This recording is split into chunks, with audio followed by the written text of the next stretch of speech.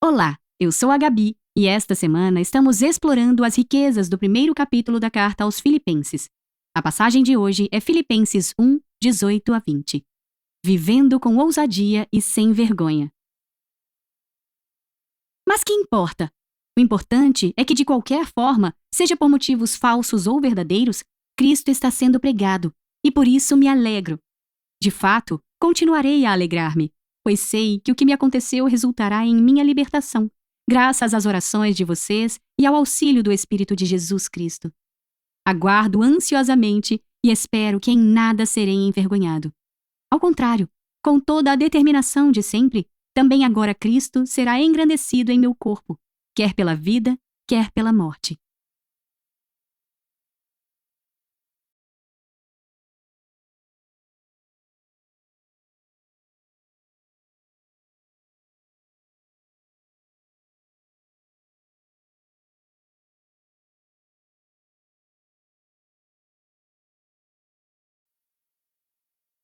Vamos nos aprofundar na palavra? Em vez de definhar em prisão domiciliar, Paulo está animado. Quanto mais ele escreve, mais sua alegria em Jesus e seu amor pela comunidade filipense transbordam. Em vez de preocupação e incerteza, Paulo transborda de coragem e expectativa. Ele é ousado e não se envergonha, pregando Cristo sem medo. Paulo é o exemplo de cristão que todos nós queremos seguir. Ele é definido não por suas circunstâncias, mas por sua esperança no Evangelho. A pergunta é: como podemos nos tornar mais parecidos com Paulo?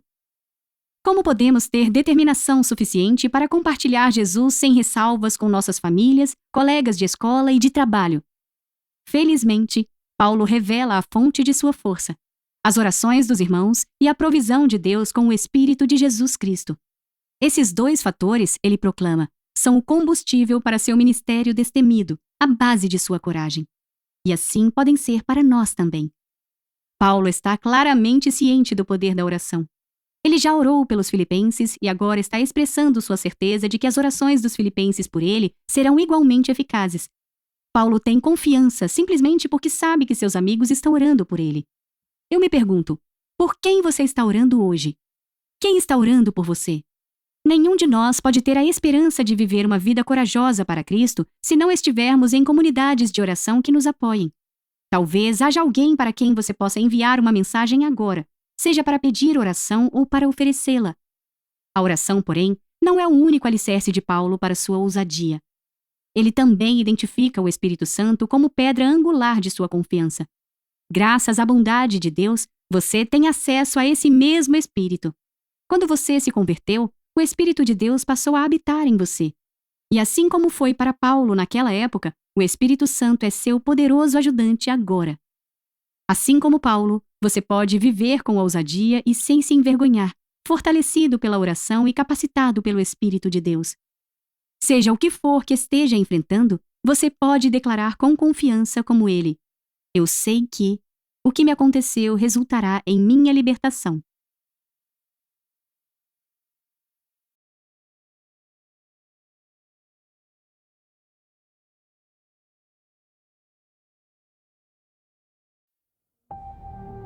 Reflita e ore comigo.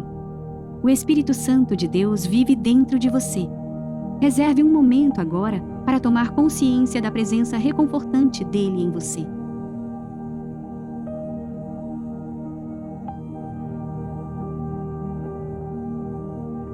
Em um mundo hostil à nossa fé, o natural para nós muitas vezes é querer esconder e viver de forma tímida.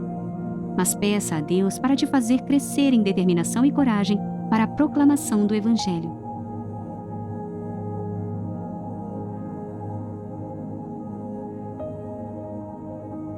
Pense no poder transformador que conhecer a Cristo teve em sua própria vida.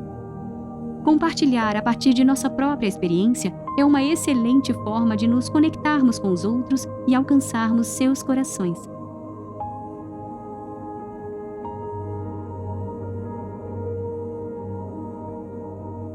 Vamos orar. Pai eterno, obrigada pela dádiva do Espírito de Jesus Cristo em minha vida. Eu te peço que o Senhor me dê consciência de sua poderosa presença e me capacite para ser mais parecido com Paulo. Dê-me uma expectativa ansiosa, uma esperança segura e coragem suficiente para que eu possa compartilhar sobre Cristo com ousadia, sem medo ou vergonha. Eu me regozijo no Senhor, ó Deus. Em nome de Jesus. Amém.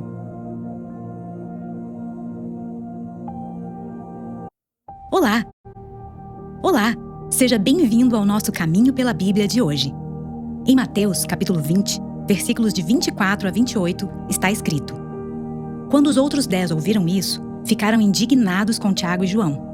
Jesus os chamou e disse: Vocês sabem que os governantes das nações as dominam, e as pessoas importantes exercem poder sobre elas. Não será assim entre vocês. Ao contrário, quem quiser tornar-se importante entre vocês deverá ser servo. E quem quiser ser o primeiro deverá ser escravo, como filho do homem, que não veio para ser servido, mas para servir e dar a sua vida em resgate por muitos. O contexto dessa passagem é o pedido da mãe de Tiago e João para que seus filhos se assentassem, um à direita e outro à esquerda de Jesus no reino vindouro. Isso significava uma posição de autoridade e poder sobre os demais. Foi por isso que os 10 discípulos se indignaram contra os 2. Mas Jesus aproveita o pedido indevido para lhes ensinar uma lição prática de liderança. Jesus nos diz que no reino de Deus as coisas não funcionam como no mundo. No mundo, os poderosos mandam nos liderados, mas o princípio do reino de Deus é o contrário. Quem quiser ser líder deverá servir, e quem quiser ser importante deverá se colocar como o mais humilde. Portanto, como cristãos, não devemos buscar seguir o exemplo dos grandes e poderosos, daqueles que ficam assentados em salas luxuosas e mandam os outros realizarem o serviço. Não. Jesus disse que a nossa atitude precisa ser diferente. É triste ver muitos cristãos buscando posições, mas poucos desejando servir. Muitos querendo exercer a autoridade e poucos dispostos a pegar a bacia e a toalha para lavar os pés dos outros. Portanto, a chave para a grandeza no reino de Deus não é a posição ou o poder, mas o caráter e o serviço. Vamos orar juntos? Senhor Deus e Pai, sonde o nosso coração. Revele-nos onde temos sido soberbos e buscado status e posição de acordo com esse mundo e não com seus valores. Que o Espírito Santo nos mostre o caminho do serviço e da humildade e nos ensine a andar nele. Em nome de Jesus. Amém.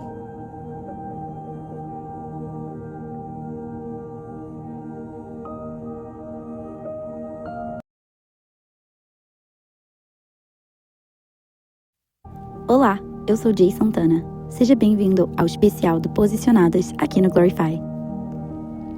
O livro de Mateus, capítulo 17, inicia narrando a transfiguração de Jesus. Subindo ao alto de um monte, junto com Pedro, Tiago e João, Jesus foi transfigurado diante deles. Sua face brilhou como o sol, e suas roupas se tornaram brancas como a luz. Naquele mesmo momento, apareceram diante deles Moisés e Elias, conversando com Jesus.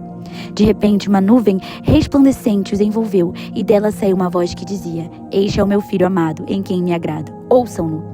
Ouvindo isso, os discípulos prostraram-se com o rosto em terra e ficaram aterrorizados. Mas Jesus os acalmou e pediu para que não contassem o que haviam visto até que tivesse ressuscitado dos mortos. No mesmo texto, Jesus fala novamente sobre a incredulidade de alguns, sobre a pequena fé dos discípulos e também sobre a importância e o poder do jejum e da oração. Os discípulos, ao tentarem e não conseguirem expulsar os demônios que possuíam um certo rapaz, questionaram Jesus. Então ele os ensinou que, além de ser necessário uma fé capaz de mover montanhas, existem demônios que só sairão pelo poder do jejum e da oração.